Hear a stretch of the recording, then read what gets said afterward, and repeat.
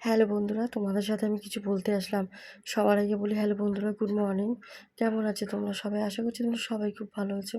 আর আমি সত্যি খুব খারাপ আছি গো, একটু ভালো নেই। কি বলবো, মিথ্যা কথা বলে তো লাভ নেই বলো। তো যেটার জন্যে তোমাদের সামনে এসে আমি কিছু কথা বলছি, তোমরা বলো বন্ধুরা, আমি কি করব এখন বলো।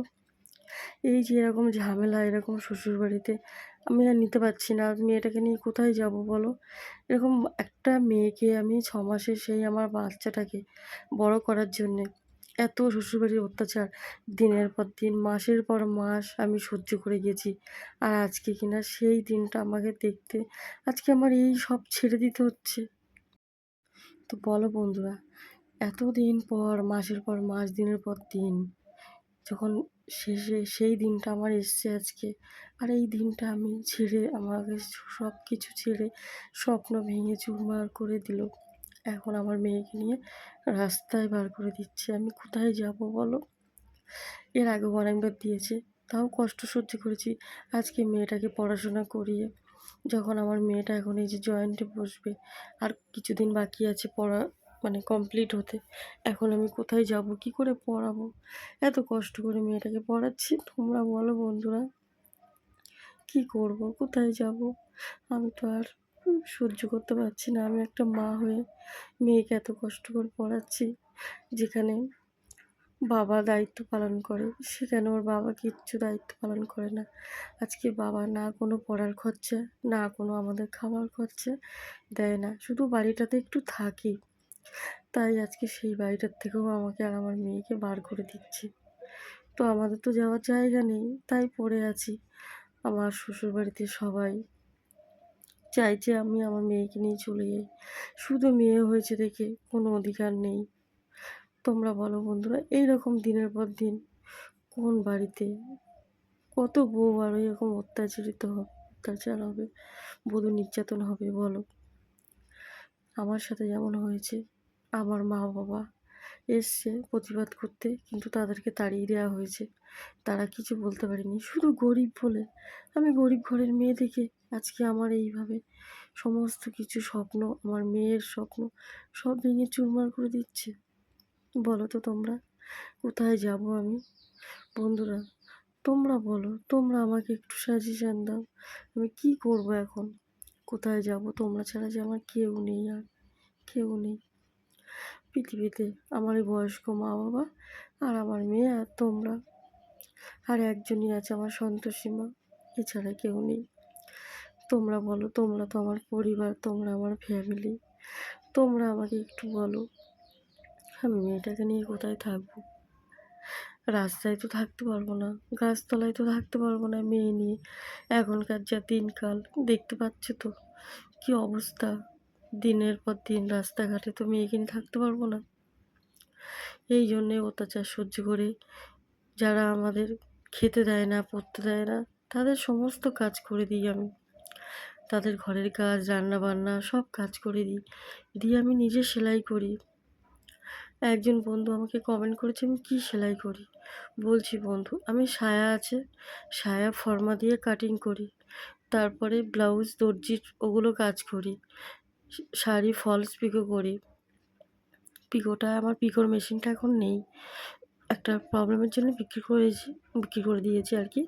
তো এখন আমি শুধু সায়ার কাটিংটা করি, আর মোটরের একটা মেশিনে আমি ওগুলো কমপ্লিট করি আর কি। আমার শরীরের অবস্থা খুবই খারাপ, গলার অবস্থাও ভালো না বন্ধুরা। গলা খুব বসে গেছে। বাড়িতে এরকম ঝামেলা হয়েছে, কান্নাকাটি করেছি, চিৎকার চেঁচামেচি হয়েছে, তোমরা দেখেছো আমার আগের ভিডিওতে। কিন্তু বন্ধুরা, আমার ভিডিওটা হলুদ ডলার এসছে, আমি না বুঝতে পারছি না। আজকে একটু একটু করে আমি যে ভিডিও দিচ্ছি, কষ্ট করে চ্যানেলটাকে দাঁড় করছি, অনেক কষ্ট করে আমি ভিডিও বানাই গো। তারপরেও আমি ভয়েসটা দিচ্ছি, আমার গলার অবস্থা খুবই খারাপ। একটু কষ্ট করে শোনো গো তোমরা। কেন, আমি ভিডিও না দিলে হবে না, আমার নতুন চ্যানেলটা একদম। আর আমি এই যে ভিডিওগুলো দিচ্ছি, বন্ধুরা হলুদ ডলার এসছে। তোমাদের যদি একটু জানা থাকে আমাকে একটু বলো না গো কমেন্টে, যে হলুদ ডলারটা কেন আসছে। কিছুতেই বুঝতে পারছি না। কেউ নেই যে আমি কাকে জিজ্ঞাসা করব। আর তোমরা হয়তো ভাবছো আমি এত হাত নেড়ে কেন কথা বলছি। আমি তোমাদের দেখাচ্ছি, যখন এই যে 6 মাসের বাচ্চাটাকে এই শ্বশুরবাড়িতে নিয়ে কাজ করতে পারতাম না, দড়ি দিয়ে বেঁধে রাখতাম। কেউ কোলে নিত না, কাঁদতো। কেউ কোলে নিত না। সংসারের সমস্ত কাজ সেরে তারপরে মেয়েটাকে একটু দুধ খাওয়াতে যেতাম। কাঁদতে, কাঁদতে মেয়ে মাটিতেই ঘুমিয়ে পড়তো। তবু কেউ কোলে নিত না গো। শুধু মেয়ে হয়েছে দেখে কেউ ধরে দেখেনি। আজকে এত কষ্ট করে আমার সেই মেয়েটাকে বড় করেছি। মাধ্যমিক দিয়েছে, উচ্চ মাধ্যমিক দিয়েছে। এখন আমার মেয়ে মেডিকেলে নিটের জন্য জয়েন করছে, প্রিপারেশান নিচ্ছে। এই বছরে 2025-এ আমার মেয়ে বসবে।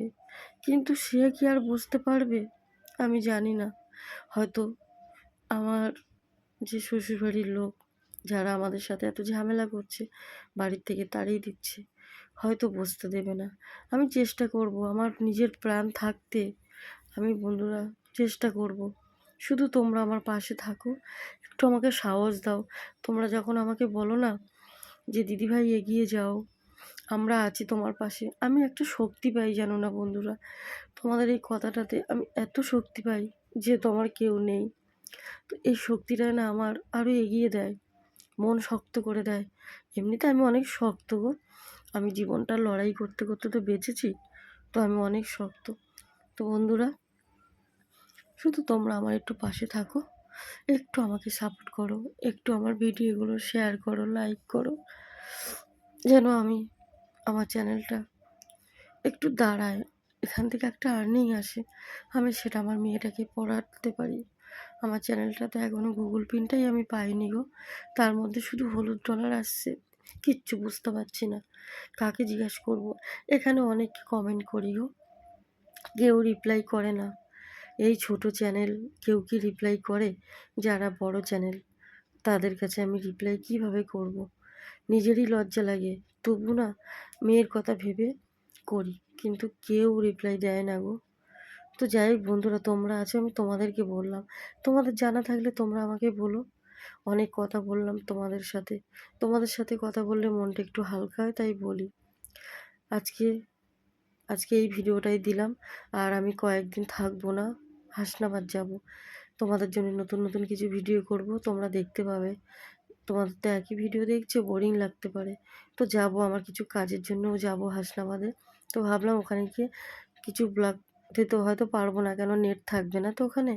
তো আমি যেটুকু পারবো দেবো। তো বন্ধুরা, ভালো লাগলে একটা লাইক দিও। আর তোমরা ভালো থাকো, সুস্থ থাকো।